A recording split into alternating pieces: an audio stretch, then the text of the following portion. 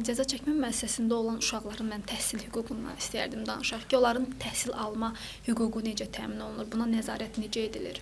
Bilirsiniz ki, deməli, cəza çəkmə müəssisələrində təhsil hüququ, uşaqların təhsil hüququ da təmin olunur və deməli biz tərəfimizdən digər belə deyək də şəxslərin öz iradəsi ilə tərk edə bilmədiyi yerlərlə yanaşı eyni zamanda bilirsiniz uşaqlar tərbiyə müəssisəsində öz cəzalarını çəkirlər deməli və o tərbiyə müəssisəsinin tərkibində də məhz uşaqlar üçün təhsil müəssisəsi fəaliyyət göstərir və tərəfimizdən də həmin təhsil müəssisəsində belə deyək də uşaqların təhsil səviyyəsi, təhsillə bağlı ümumi vəziyyət araşdırılır. Və təbii ki, bəli, qeyd etdiyiniz kimi uşaqların təhsil hüququ baxmayaraq ki, cəza çəkmə müəssisələrindədir, uşaqların təhsil hüququ da təmin olunur.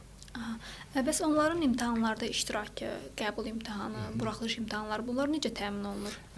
Bununla bağlı əslində Ombudsman tərəfindən qanunvericilikdə müvafiq norma ilə bağlı dəyişikliklərin edilməsinə bağlı təklif irəli sürülmüşdür. Bu istiqamətdə tədbirlər həyata keçirilir.